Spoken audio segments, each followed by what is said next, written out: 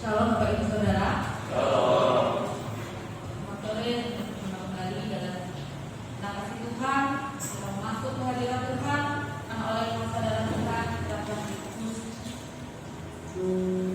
Kita masuk pujian saat masuk ke hadirat.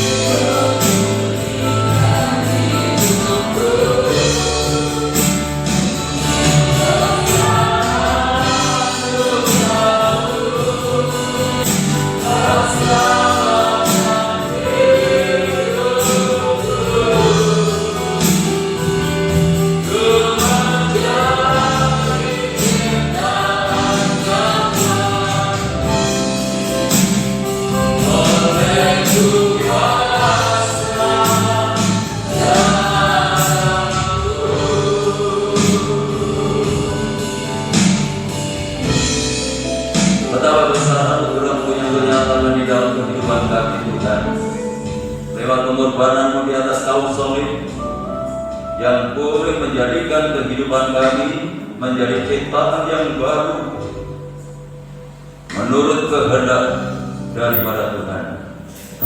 Terima kasih, ini adalah karya terbesar yang Engkau lakukan di dalam kehidupan kami. Karena kematian Tuhan Yesus di atas kaum salib untuk menyelamatkan kehidupan kami, yang seharusnya kami manusia yang berdosa masuk di dalam kebinasaan, namun hanya oleh karena anugerah Tuhan kami boleh diselamatkan oleh Tuhan. Terima kasih Bapa Surgawi, dan biarlah kasih-Mu terus mengerjakan di dalam kehidupan kami, agar kami dapat mewujudkan satu kehidupan yang baru, tidak hanya sebatas sebutan, tetapi hidup yang baru itu boleh nyata di dalam kehidupan kami. Itulah yang Kau ingini di dalam kehidupan kami. Dan biarlah lewat ibadah ini hidup kami terus diperbarui oleh Tuhan, sehingga kami boleh serupa dengan Engkau, sempurna dan mulia adanya. Untuk itu kami mohon berkat-Mu Kau nyatakan di tengah-tengah ibadah kami pada sore hari ini, mulai dari awal hingga selesainya. Untuk itu kami menyerahkan hamba-hamba-Mu yang saat ini sudah mempersiapkan diri untuk melayani pekerjaan yang mulia ini, baik leader, singer, pemain musik, ketua LCD yang menaikkan doa, pelayan-pelayan terjemahan kudus maupun hamba-Mu yang akan menyampaikan kebenaran firman-Mu. Mari Tuhan, Engkau sucikan kami, Engkau kuduskan kami, Engkau urapi kami. Pelayanan ini boleh berkenan di hadapan Tuhan dan boleh menjadi berkat bagi sidang jemaat Tuhan. Saudara-saudara kami yang lain yang saat ini masih dalam perjalanan untuk menuju ke tempat ini, Tuhan jaga, lindungi, sertai mereka semuanya. Segera tiba di tempat ini bersama kami untuk memuliakan Tuhan. Kalau pekerjaan kuasa kegelapan yang ingin mencoba mengganggu jalannya ibadah kami, bahkan ingin merebut berkat Tuhan yang Tuhan sediakan lewat ibadah ini, kami menyatukan hati bersama jemaat untuk memanggil nama-Mu, yaitu di dalam nama Tuhan Yesus Kristus. Kalau kuasa-kuasa yang bukan dari Allah dalam bentuk apapun, kami tolak, kami patahkan kuasanya di dalam nama Yesus. Dan biarlah Roh-Mu yang kudus menguasai tempat ini, menguasai hati dan pikiran kami, sehingga berkat ibadah ini seutuhnya boleh menjadi bagian dalam kehidupan kami. Dalam nama Tuhan Yesus Kristus Kepala Gereja, kami serahkan segala doa kami buka ibadah kami pada sore hari ini. Terima kasih Tuhan yang siap untuk memuliakan Tuhan. Mari bersama kita katakan amin.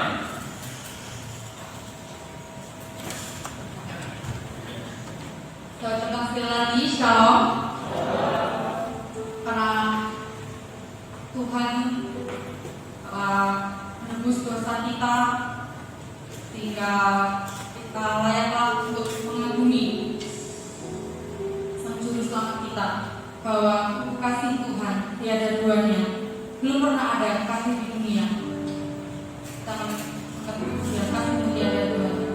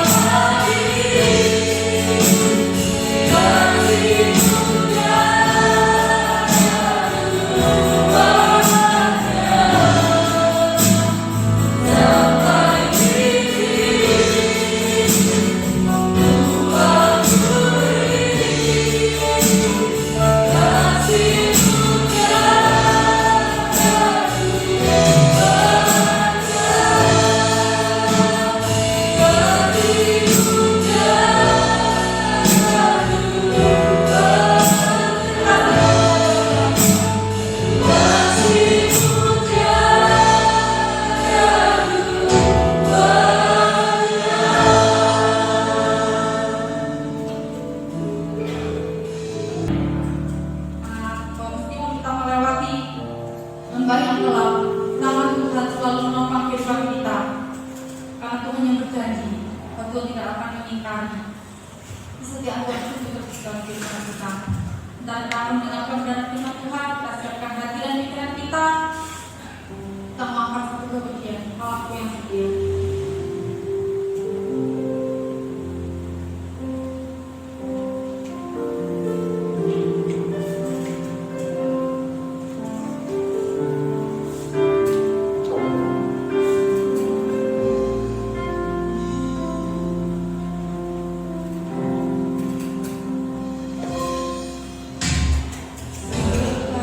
Kasihku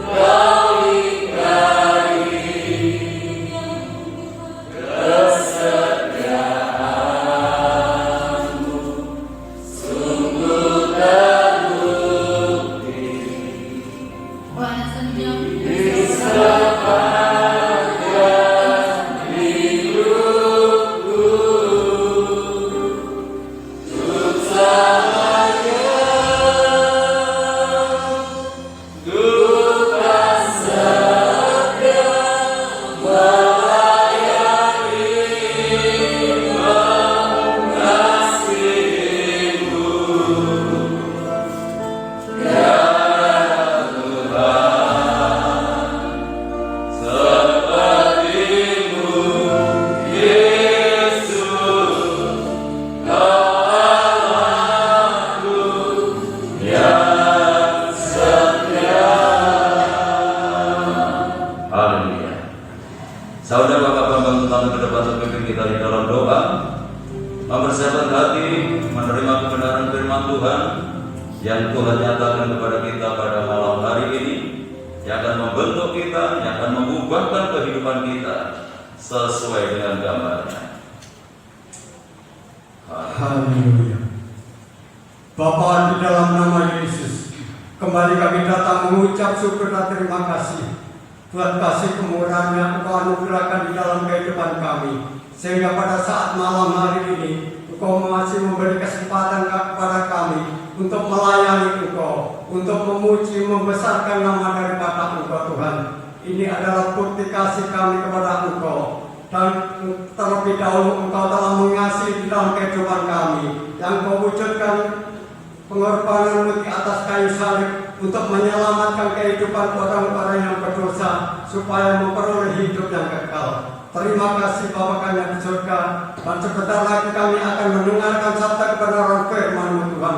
Engkau kuduskan, layakkan kehidupan kami, hati pikiran pendengaran kami untuk menerima kebenaran firman-Mu. Dan selanjutnya kami menyerahkan hamba-Mu yang akan menyampaikan sabda kebenaran firman-Mu. Engkau urapi segala persiapannya, Engkau tambah-tambah hikmat akal budi daripada Engkau, biar kuasa Roh Kudus Tuhan yang menguasai di dalam kehidupan hamba-Mu, sehingga setiap firman yang disampaikan boleh diterima oleh seluruh sidang jemaat-Mu Tuhan, dan membentuk kehidupannya makin hari makin berkenan di hadapan Engkau. Dan bila ada kuasa kegelapan yang ingin mengganggu konsentrasi kami akan mendengarkan firman-Mu, kami memanggil nama di dalam nama Tuhan Yesus, kami usir dari ruangan ini maupun dari dalam hati pikiran kami. Biar kuasa Allah sendiri yang berkuasa atas pemberitaan firman pada saat malam hari ini.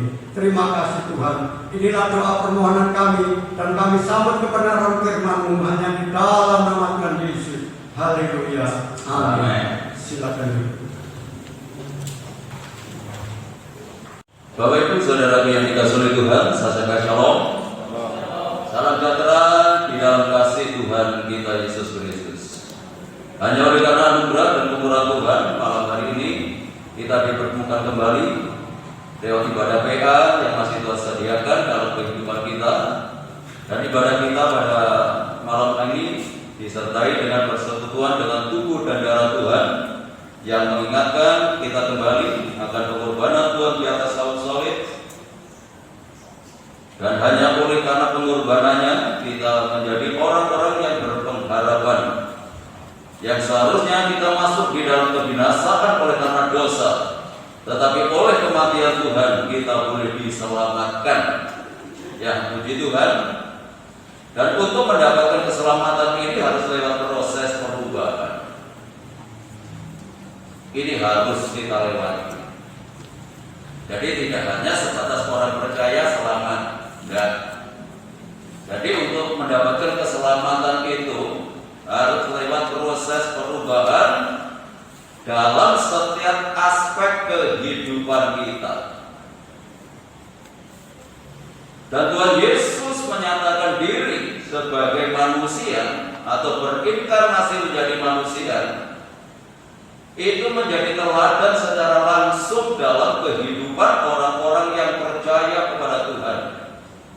Jadi tidak hanya diberitakan lewat firman-Nya, tetapi Dia sendiri langsung datang ke dalam dunia ini, memberikan teladan, memberikan contoh yang harus kita ikuti, yang harus kita teladani dalam kehidupan kita. Jadi semua aspek kehidupan kita harus selaras, harus sesuai dengan apa yang dilakukan oleh Tuhan. Kalau PA kita berbicara masalah dicaci maki, tidak membalas dengan caci maki, maka ini juga harus nyata dalam kehidupan kita. Tuhan tidak hanya berfirman, tetapi Tuhan secara langsung memberikan teladan dalam hidup kita. Dan teladan yang ditinggalkan itu juga harus kita jalani. Ya, kita kembali. Ya, saya selesaikan ini kalau tidak saya sampaikan, rasanya saya masih punya beban. dengan 1 Petrus pasal yang kedua. Ya, kita baca dulu, terus nanti langsung kelanjutan yang selama ini kita bahas. Ketika ia dicaci maki, ia tidak membalas dengan caci maki. Ketika ia menderita, ia tidak mengancam, tetapi ia menyerahkannya kepada Dia yang menghakimi dengan adil. Ini teladan yang dilakukan Tuhan dalam kehidupan kita. Dan kebenaran ini harus kita hidupi. Jadi kalau selama ini kita dicaci maki, masih membalas dengan caci maki, masih belajar terus sampai kita bisa mencapai level rohani seperti ini. Kalau kita disakiti masih membalas, menyakiti orang lain, maka kita terus akan belajar sampai kita memiliki kehidupan yang sama seperti Kristus. Dan yang terakhir, dalam PA ini, bagaimana supaya kita ini bisa melakukan ketika kita dicaci maki tidak membalas dengan caci maki. Ketika kita disakiti, kita tidak mengancam. Ini tidak mudah. Materi ini tidak mudah. Ini materi kehidupan. Ya. Yang harus kita lakukan, yang harus kita jalani, memiliki kehidupan yang tidak wajar. Kalau yang wajar itu dicaci maki, membalas caci maki, yang wajar itu ketika orang disakiti mengancam itu wajar. Tetapi kita harus memiliki kehidupan yang tidak wajar.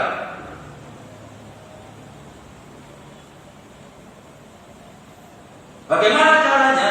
Harus menguasai diri. Yang terakhir, dari pembahasan ini, bagaimana caranya supaya kita bisa melakukan ini?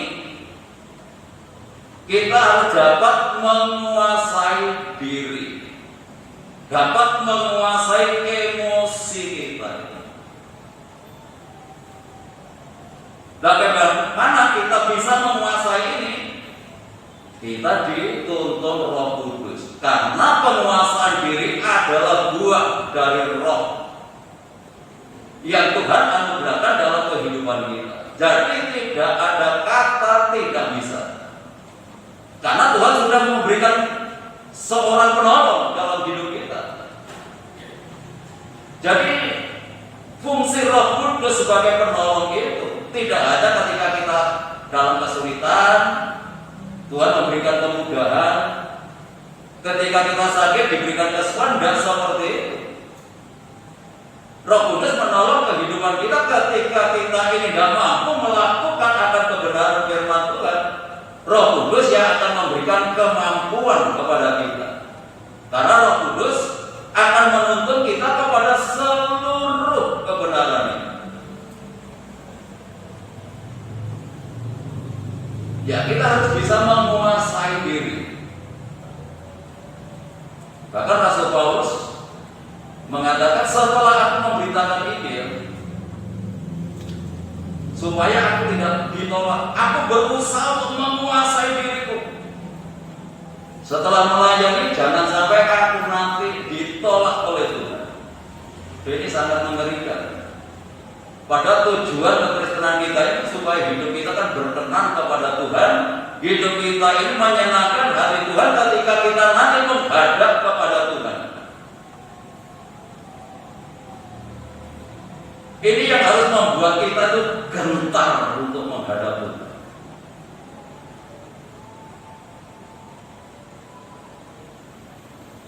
Disebabnya beberapa waktu yang lalu jangan sampai kita ini seperti calon. Surabaya. Semua orang naik sampai Surabaya, dia sendiri enggak ke Surabaya. Nanti banyak juga mungkin seperti ayo surga, ayo masuk surga. Yuk berubah. Jemaat berubah, pendetanya enggak berubah. Yuk kita bersama-sama. Kalau saya ingin jadi driver, menuntun, masuk bareng-bareng. Kalau driver itu kan, kalau sopir itu membawa orang-orang yang ada di dalamnya sampai kepada tujuan, masuk dalam kebersamaan. Ya, saya rindukan juga seperti ini. Jangan sampai jemaat masuk surga saat sendirian. Karena tuntutan melakukan itu untuk semua, bukan hanya untuk jemaat, apalagi yang menyampaikan. Nah, itu sebabnya Rasul Paulus katakan, aku menguasai diriku seluruhnya. Sehingga ketika aku selesai memberitakan Injil, jangan sampai aku sendiri ditolak. Ya. Jadi sama-sama, ya. Baik jemaat maupun saya maupun hamba-hamba Tuhan yang lain, ya, yang dipercaya untuk menyampaikan firman Tuhan, ya marilah kita belajar untuk menghidupi kebenaran itu dalam kehidupan kita. Ya, terpujilah nama daripada Tuhan. Bapak Ibu yang dikasihi oleh Tuhan, saya mulai belajar. Kalau ada masalah, ada persoalan, kalau sudah saya menjelaskan titik persoalan masih ngeyel, saya sudah tidak akan berdebat lagi. Sudah nanti kita sama-sama menghadap kepada pengadilan Tuhan. Jadi anak Tuhan itu seperti itu, jangan menjadi raja ngeyel. Kalau kita sudah menerangkan sejelas mungkin persoalan atau masalah yang mungkin kita hadapi dan orangnya tetap ngeyel, sudah tak perlu dilanjutkan. Terus nanti kita sama-sama akan menghadap kepada pengadilan Tuhan. Demikian pula suami istri. Bukan kadang-kadang mau suami istri saja dijelaskan juga tidak mudeng-mudeng, ribut terus. Ambillah keputusan seperti ini supaya tidak ribut. Karena kita nanti juga sama-sama menghadap kepada pengadilan Tuhan. Tadi itu.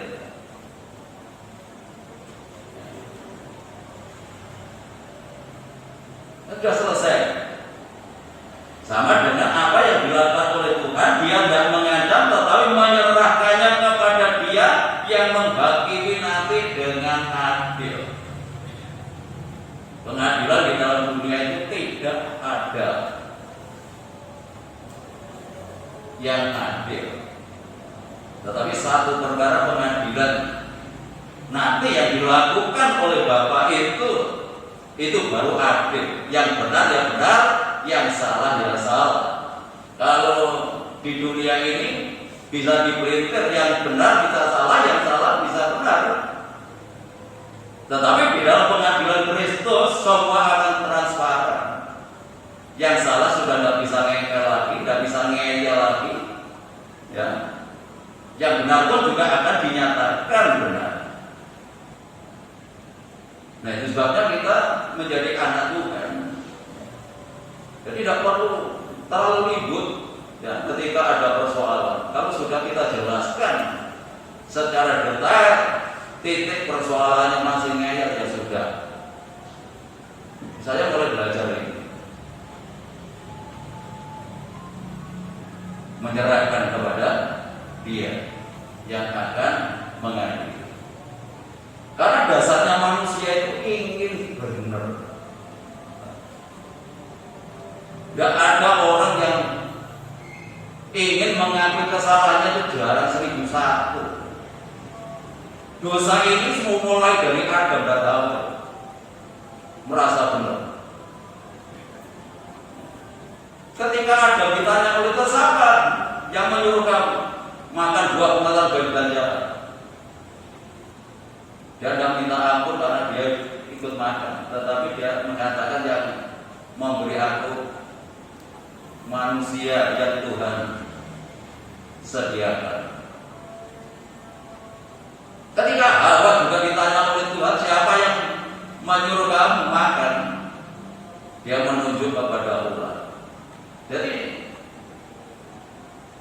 dosa tidak mau mengakui kesalahan itu sudah sejak zaman Adam dan Hawa, dan itu terus bergulir menjalar sampai hari ini merasuk dalam kehidupan manusia yang mungkin juga termasuk anak-anak Tuhan.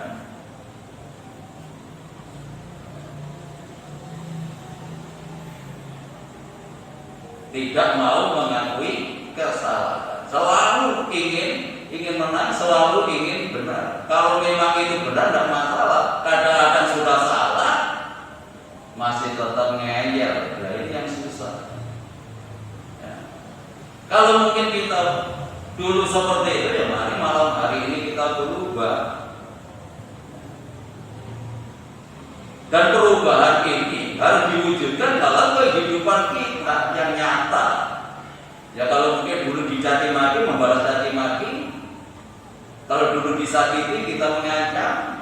Sekarang sudah enggak. Kita berubah. Boleh menjadi berkat dalam setiap aspek kehidupan kita yang dimulai dari perkataan. Amsal Sulaiman pasal 16. Perkataan yang menyenangkan itu seperti sarang madu. Ada berapa? Perkataan yang menyenangkan adalah seperti sarang madu, manis bagi hati dan obat bagi tulang-tulang. Luar biasa ya. Ini harus nyata dalam hidup kita. Jadi perkataan yang menyenangkan. Jadi bukan caci maki dengan balas dengan caci maki. Jadi kalau kita berkata-kata harus perkataan yang dapat menyenangkan semua orang. Perkataan yang menyenangkan seperti sarang madu, manis bagi hati. Itu enak, ya, didengarkan enak, ya. Didengarkan orang itu merasa nyaman, orang itu bisa merasa tenteram, orang itu bisa merasa tenang. Tidak membuat orang itu jengkel, tidak membuat orang itu panas telinganya, ya. Membuat orang itu tidak kerasa, tidak betah di rumah. Bisa saja hal seperti itu, ya. Karena perkataan itu, perkataan yang menyakitkan itu membuat orang itu memang tidak kerasa tinggal di rumah. Nah itu saja, marilah kita ya memiliki perkataan yang dapat menyenangkan, ya. Perkataan yang manis didengarkan, ya. Dan itu seperti obat bagi tulang-tulang. Jadi kalau orang itu patah semangatnya mendengar perkataan yang manis, mendengar perkataan yang membangkitkan semangat, mereka akan bangkit, mereka akan bangun, ya, tulang-tulangnya menjadi segar, tulang-tulangnya menjadi kuat oleh karena perkataan. Ya, marilah perkataan kita adalah perkataan yang seperti ini, perkataan yang manis untuk didengarkan, perkataan yang bisa memberikan obat bagi mereka yang mendengar. Mereka yang patah semangat, mereka dibangkitkan. Hatinya yang galau, ya, menjadi tenang, menjadi tenteram. Ini yang Tuhan mau di dalam kehidupan kita. Kita berkata jelek, kita berkata yang baik, itu sama-sama mengeluarkan energi. Sama-sama mengeluarkan energi. Jangan sampai energi yang kita keluarkan itu sia-sia, justru malah menyakitkan hati orang lain. Ya dimulai harus dari keluarga kita dulu, dari pasangan kita. Ya. Kalau suami itu kan dulu perkataannya keras, ya sekarang sudah tidak keras lagi. perkataan yang menghibur, perkataan yang membangkitkan, apalagi dalam situasi yang sulit saat ini. Nah, semua itu butuh kekuatan, baik suami maupun istri butuh kekuatan untuk menghadapi situasi yang seperti ini. Nah, itu sebabnya suami istri itu harus saling menguatkan, saling menyejukkan hati masing-masing, bukan untuk orang itu hatinya semakin panas. Enggak. Ya. Sebabnya saya katakan, sesulit apapun persoalan yang dihadapi, apakah masalah pekerjaan, masalah ekonomi, kalau rumah tangga itu bersatu, Tuhan pasti akan buka jalan. Nomor satu itu kerukunan keluarga, kerukunan rumah tangga, kerukunan kehidupan nikah. Itu kuncinya. Ketika Tuhan itu kita senangkan, berkat dasar dicari, Tuhan perintahkan. Itu saya yakin, saya imani. Sesulit apapun yang kita hadapi, selama keluarga itu masih bersatu. Tuhan katakan di dalam Mazmur pasal 133 itu ayat 1 sampai ayat yang ketiga, Tuhan senang dengan adanya kerukunan. Alangkah baiknya dan indahnya jika saudara-saudara itu diam dengan rukun. Tinggal bersama belum tentu rukun, tetapi yang Tuhan mau tinggal bersama menjalin kerukunan. Di sanalah Tuhan memerintahkan berkat kehidupan untuk selamanya. Nah, saudara, marilah kita bangun kerukunan ini. Dimulai dari keluarga kita, dari bangun keluarga dengan kerukunan, saling menghargai, saling menghormati satu dengan yang lain. Pasti persoalan itu dapat teratasi ketika kita bersatu. Motor dunia saja bersatu, kita itu teguh. Kalau kita bersatu itu teguh, bersatu itu kuat, bisa menghadapi masalah, bisa menyelesaikan persoalan yang terjadi. Itu kalau keluarga, gereja juga begitu. Sebesar apapun masalah gereja, selama jemaat itu bersatu, pasti bisa terselesaikan. Program apapun yang kita buat, selama jemaat bersatu, bisa tercapai. Karena kesatuan itu yang dikehendaki Tuhan dalam kehidupan kita. Kalau Tuhan itu kita senangkan, hatinya senang dengan apa yang kita kerjakan, tidak ada sesuatu yang sulit, tidak ada sesuatu yang sukar bagi Tuhan. Ya, kalau sahabat-sahabat, perkataan jangan hambar. Ya, ayat 6, hendaklah kata-katamu senantiasa penuh kasih, jangan hambar, sehingga kamu tahu bagaimana kamu harus memberi jawab kepada setiap orang. Ya. Jadi perkataan kita harus kita landasi dengan kasih. Jadi ketika kita ditanya mungkin dengan perkataan yang kasar sekalipun, kita harus tetap memiliki hati yang mengasihi. Itu lebih dulu memiliki hati yang mengasihi. Kalau orang itu hatinya bisa mengasihi, maka dia akan bisa mengendalikan perkataannya. Kalau sudah hatinya jengkel, hatinya super, tidak bisa dia akan berkata-kata yang baik. Seringkali yang dikeluarkan adalah perkataan yang hambar. Perkataan hambar itu adalah perkataan yang tidak ada artinya. Namanya hambar. Kalau garam itu hambar, tidak ada gunanya. Demikian pula perkataan yang hambar itu adalah perkataan yang tidak ada gunanya, tidak berarti bagi orang yang mendengarnya. Itu perkataan yang hambar. Itu tidak harus ada dalam kehidupan kita. Jadi setiap kata itu harus berarti. bagi mereka yang mendengarkan. Harus penuh dengan kasih, menghadapi semua orang, baik saudara seiman maupun saudara-saudara kita yang lain. Kita harus berkata-kata, perkataan kita harus perkataan yang berarti. Apalagi kita ya sebagai orang tua, kadang-kadang perkataan kita ini kepada anak-anak itu seringkali itu nadanya itu nada mengutuk. Saya paling nggak suka. Nanti kalau nggak mau ini, nggak mau itu disuruh. Lalu nanti jadi apa? Perkataan seperti itu paling saya nggak suka.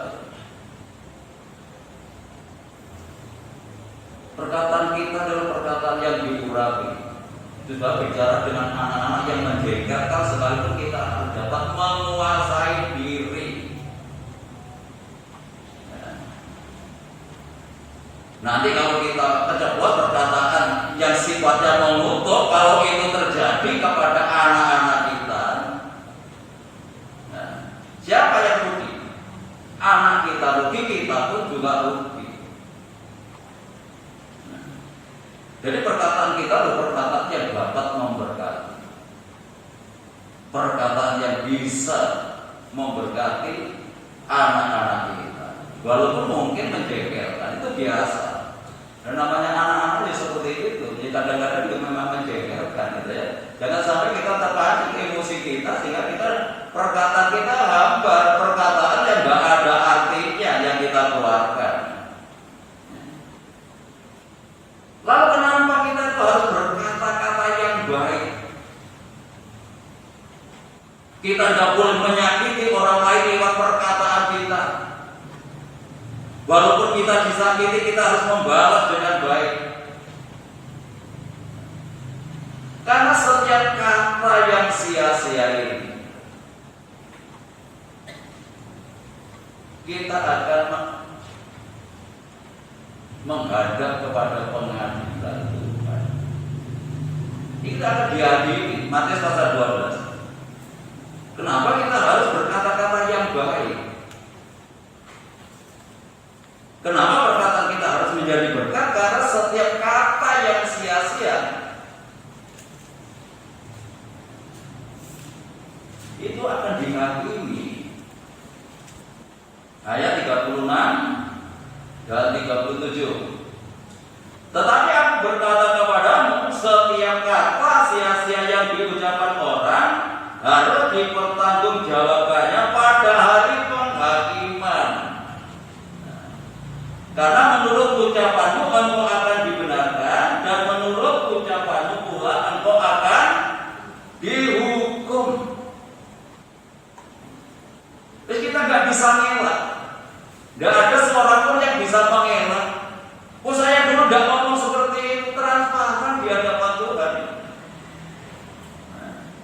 Apa yang saudara perkatakan itu harus kita pertanggungjawabkan nanti.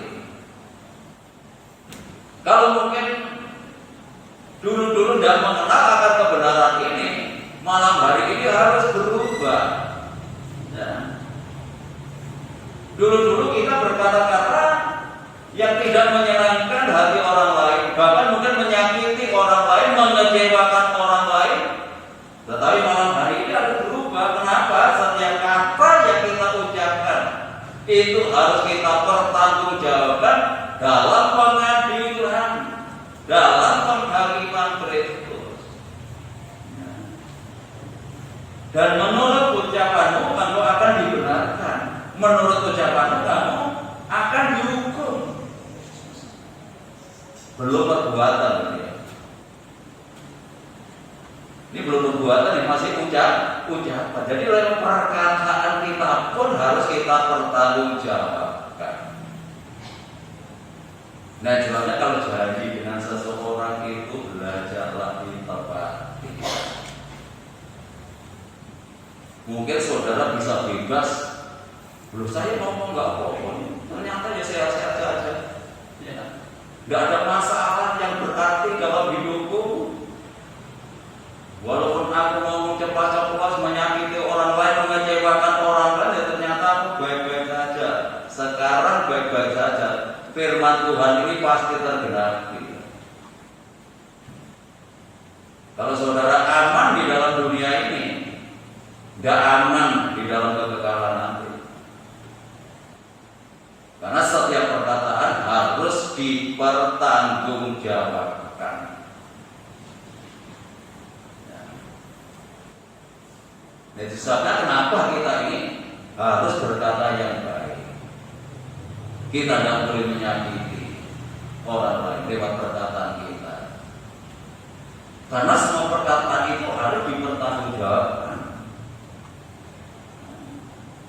Kita akan dibenarkan ketika perkataan kita benar.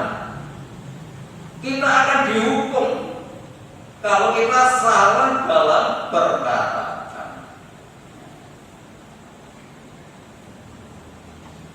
Jadi ini yang harus menjadi perhatian kehidupan kita, sehingga kita tidak sembarangan untuk berbicara.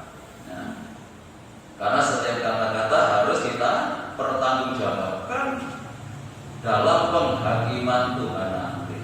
Kalau toh aman saudara di dunia ini, tidak aman nanti dalam kekekalan.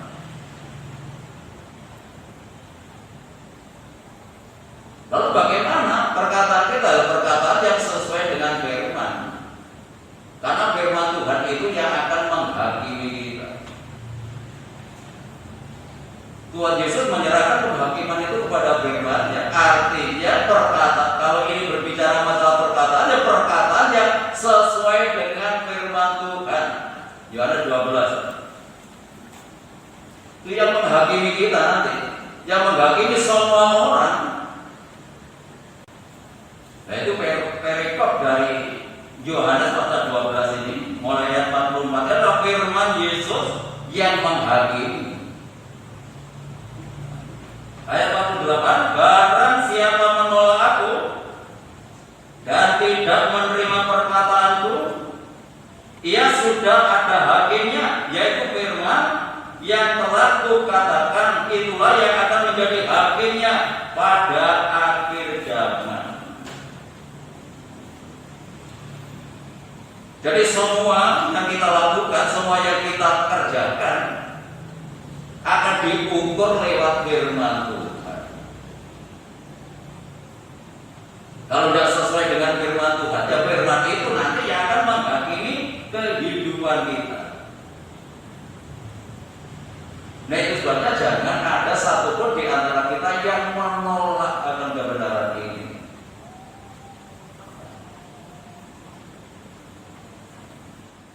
Ini disampaikan oleh Tuhan Yesus sendiri, bukan lewat rasulnya, tetapi Dia sendiri yang menyatakan hal ini. Barang siapa menolak aku dan menolak firman-Ku, firman itu yang akan menghakimi. Jadi sekeras apapun firman Tuhan, jangan pernah kita menutup hati kita. Ya. Justru kita akan bersyukur karena kita dikoreksi terus, dibentuk oleh Tuhan. Kita diperbaiki karena firman Tuhan itu sifatnya akan memperbaiki kehidupan kita, bukan untuk meminabobokan kita dalam dosa. Nah, kita jangan sampai kita menolak firman Tuhan. Ya, satu ayat lagi, 1 Timotius pasal yang ketiga. 2 Timotius pasal 3 ayat 16. Ini fungsi firman Tuhan. Terus bahkan jangan pernah kita menolak akan firman Tuhan. Sekeras apapun, firman itu tetap akan memperbaiki kehidupan kita. 2 Timotius pasal 3 ayat 16, segala tulisan yang difirmankan Allah memang bermanfaat untuk mengajar, untuk menyatakan kesalahan, untuk memperbaiki kelakuan, dan untuk mendidik orang dalam kebenaran. Dengan demikian tiap-tiap manusia yang punya akal diperlengkapi untuk setiap perbuatan diperlengkapi lewat kebenaran firman Tuhan ini.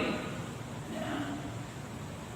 Jadi firman Tuhan itu bermanfaat untuk mengajar kita, untuk mendidik kita, untuk menyatakan kesalahan. Pemberitaan firman Tuhan yang gak pernah menyentuh kesalahan kita bukan firman. Karena tidak ada manusia yang tidak bersalah.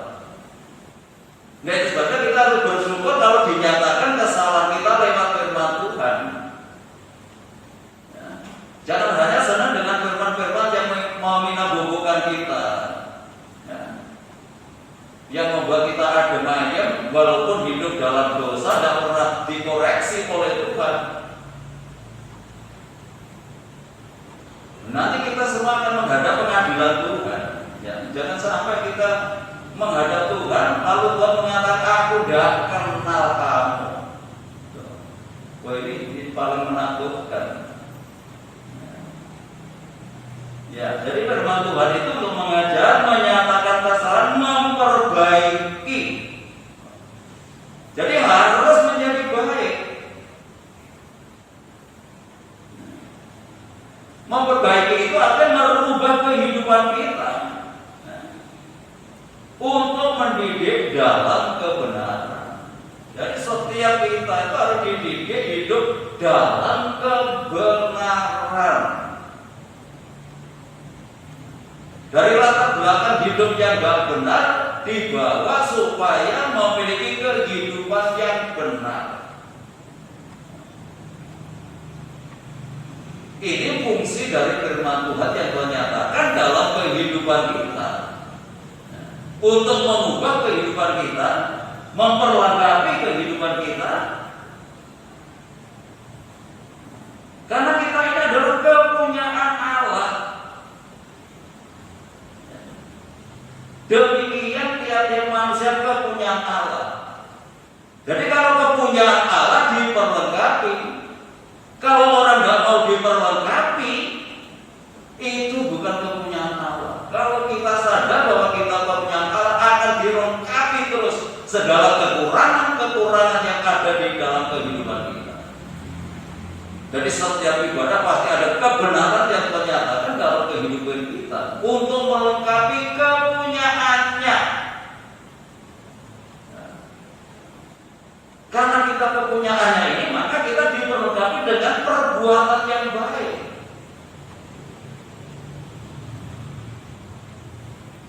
Karena kita adalah milik daripada Tuhan. Ya, lewat pengorbanannya di atas kayu salib yang sudah membeli kehidupan kita dengan harga tunai, lewat kuasa darahnya, kita bukan menjadi milik kita sendiri, tetapi menjadi milik daripada Tuhan. Ya, ketika kita menjadi miliknya Tuhan, maka kita diperlengkapi, kita didandani, kita dibentuk supaya menjadi manusia-manusia ilahi. Jadi manusia kodrat dosa, kita diubah menjadi manusia yang ilahi. Sama seperti Kristus. Kristus memang manusia, tetapi memiliki sifat ilahi.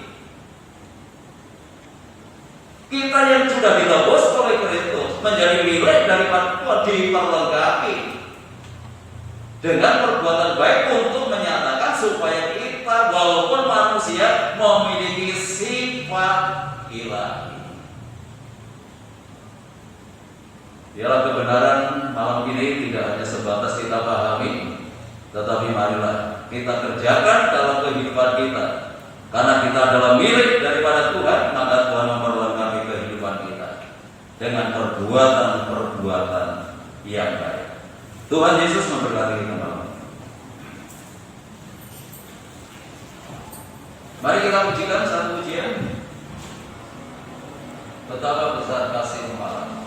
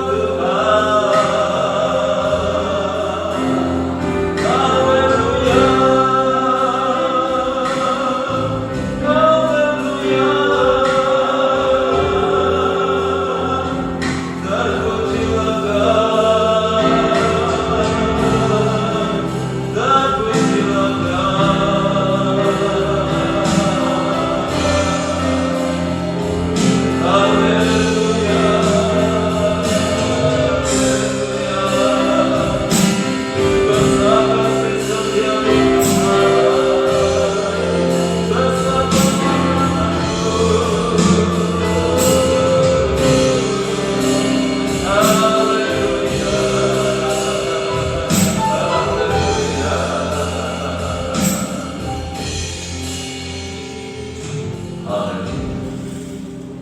Hati kami melimpah dengan ucapan syukur malam hari ini Tuhan, untuk kebenaran-kebenaran yang Kau nyatakan di dalam kehidupan kami. Biar Roh Kudus akan menolong dalam hidup kami, supaya kami dapat memperagakan kebenaran firman-Mu dalam kehidupan kami yang nyata. Kalau ada orang mencaci maki kami, kalau ada orang yang menyakiti kami, biarlah Roh-Mu yang akan menuntun kami tetap memiliki hati yang mengasihi. Kami memiliki hati yang tidak mengancam, tetapi kami belajar untuk menghidupi firman-Mu. Apa yang Engkau kerjakan, apa yang Kau lakukan di atas kayu salib boleh menjadi nyata dalam kehidupan kami saat ini. Haleluya, haleluya. Ampuni segala dosa, kesalahan, kekurangan kami. Kalau mungkin kami belum dapat melakukan apa yang Engkau kehendaki, mari Roh Kudus Engkau menolong kami, supaya kebenaran ini sungguh-sungguh nyata di dalam kehidupan kami, dan lewat hidup kami nama Tuhan akan semakin dipermuliakan. Terima kasih Bapa, terima kasih. Sebentar lagi kami akan bersekutu dengan tubuh dan darah-Mu. Mari Kau kuduskan kami, Kau layakkan kami ya Tuhan, supaya dalam persekutuan dengan tubuh dan darah-Mu ini kami boleh membangun kesatuan dengan pribadi-Mu. Engkau ada dalam kehidupan kami dan kami ada di dalam Engkau. Kami menyerahkan hamba-Mu yang saat ini sudah mempersiapkan diri untuk melayani pekerjaan yang mulia ini. Tuhan kuduskan, Tuhan urapi, sehingga pelayanannya boleh berkenan di hadapan Tuhan dan boleh jadi berkat bagi sidang jemaat Tuhan. Kami menyerahkan roti dan anggur yang tersedia di atas meja ini. Mari Tuhan Engkau turunkan berkat-Mu di dalamnya, sehingga kami tidak melihat roti dan anggur secara jasmani. Ini adalah pecahan-pecahan tubuh-Mu, ini adalah curahan darah-Mu yang Kau kerjakan di atas kayu salib untuk keselamatan kami. Terima kasih Tuhan. Dalam nama Tuhan Yesus kami berdoa dan bersyukur. Haleluya. Amin. Bapak Ibu Saudara yang dikasihi Tuhan, saya sudah semua berdiri. Mari kita siapkan dulu untuk jalannya.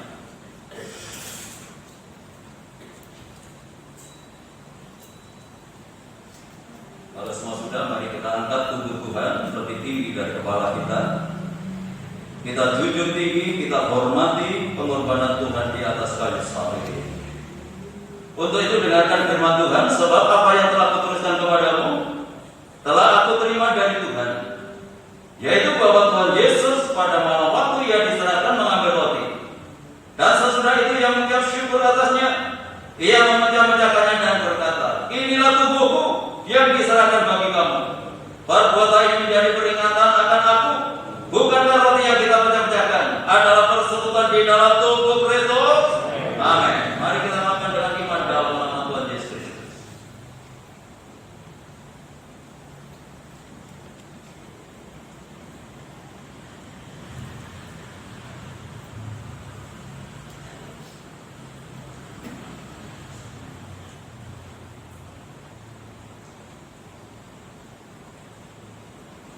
Mari kita angkat cawan Tuhan lebih tinggi dari kepala kita.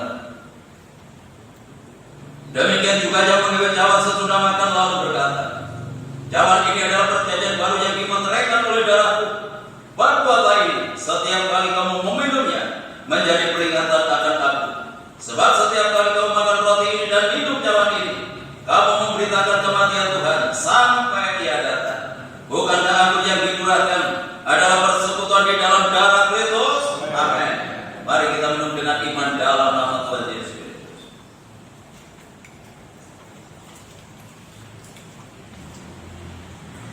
Mari kita angkat kedua tangan kita mengucap syukur kepada Tuhan untuk pengorbanannya di atas kayu salib yang membebaskan kita, yang memerdekakan kehidupan kita dari belenggu dosa, sehingga kita menjadi anak-anak Allah yang hidup, menjadi orang-orang yang berpengalaman di dalam Tuhan. Terima kasih Tuhan. Terima kasih untuk kasih-Mu yang sudah dinyatakan di dalam kehidupan kami lewat pengorbanan-Mu di atas kayu salib, yang boleh mengangkat hidup kami menjadi satu kehidupan yang memiliki pengharapan di dalam Tuhan. Terima kasih Tuhan, terima kasih. Dan lewat persekutuan dengan tubuh dan darah-Mu yang boleh kami nikmati malam hari ini semakin meneguhkan kami, semakin menguatkan kami. Karena kami percaya Engkau tinggal di dalam kami dan kami tinggal di dalam Tuhan. Terima kasih Bapa, terima kasih.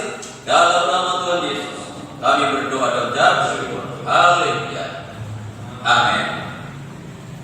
Silakan kembali.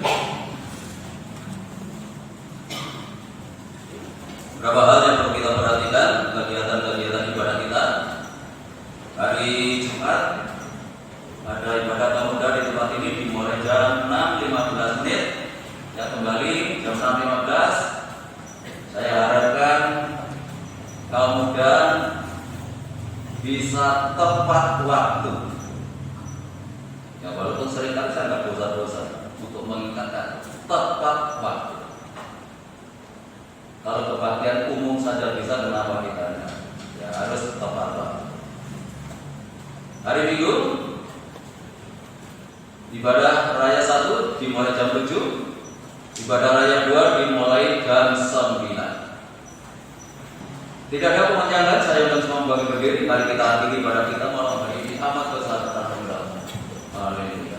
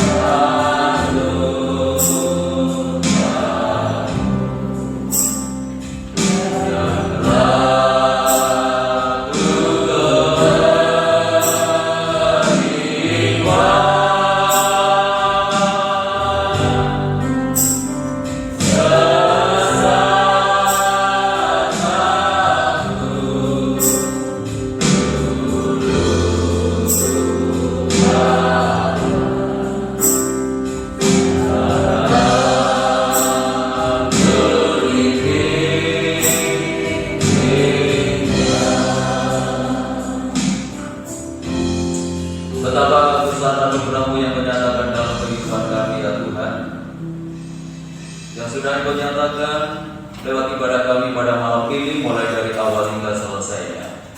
Sebelum kami tinggalkan tempat ini, kami telah berdoa untuk kesehatan Ibu Gembala. Demikian pula kami menyerahkan Bapak Sutrisno yang sakit maupun sidang jemaatmu yang sudah berusia lanjut. Biarlah Tuhan tetap anugerahi dengan kekuatan dan kesehatan. Yang sakit, mari Tuhan ulurkan tangan kuasa-Mu, jamah mereka di dalam nama Tuhan Yesus Kristus. Yang sakit disembuhkan, yang sakit dipulihkan. Kuasa milik Tuhan Yesus sanggup memberikan kesembuhan. Kami menyerahkan untuk pembangunan tempat parkir ke dalam tangan-Mu. Kiranya Tuhan buka jalan, menggerakkan orang-orang yang terbeban untuk pelayanan ini, sehingga pembangunan ini dapat dilanjutkan kembali. Kami menyerahkan hamba-hamba-Mu yang sudah melayani pekerjaan-Mu malam ini. Tuhan memberkati mereka semuanya, bahkan semakin memperindah pelayanannya di hari-hari yang akan datang. Berkati lingkungan kami, kota kami, bangsa dan negara kami, dengan ketenangan, kedamaian dan kesejahteraan. Bapak Presiden bersama wakil dan jajarannya, demikian pula pemerintah yang ada di daerah diberikan hikmat oleh Tuhan untuk membawa bangsa ini ke arah yang lebih baik lagi.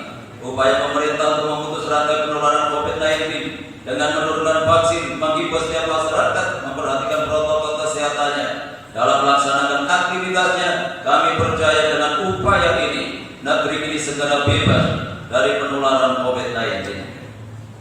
Kami menggerakkan untuk ibu-ibu yang menanti kelahiran putranya, baik untuk Ibu Dini, kami serahkan untuk Saudari Devi, untuk Saudari Lina ke dalam tangan-Mu. Tuhan memberikan kekuatan kesehatan baik ibu maupun janin yang ada di dalam kandungannya, hingga waktu yang ditetapkan oleh Tuhan semuanya melahirkan dengan selamat, tidak kekurangan sesuatu apapun. Terima kasih Tuhan.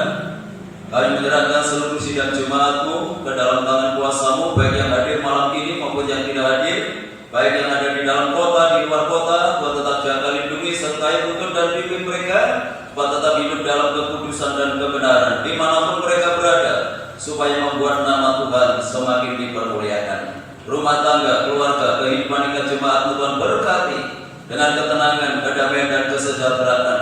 Kalau usaha pekerjaan bukan dalam jam yang mereka lakukan, Tuhan buat berhasil dan beruntung. Peliharakan seluruh jemaat-Mu dalam kasih-Mu, jika tidak ada rumah tangga anak-anak-Mu yang hidup di dalam kekurangan.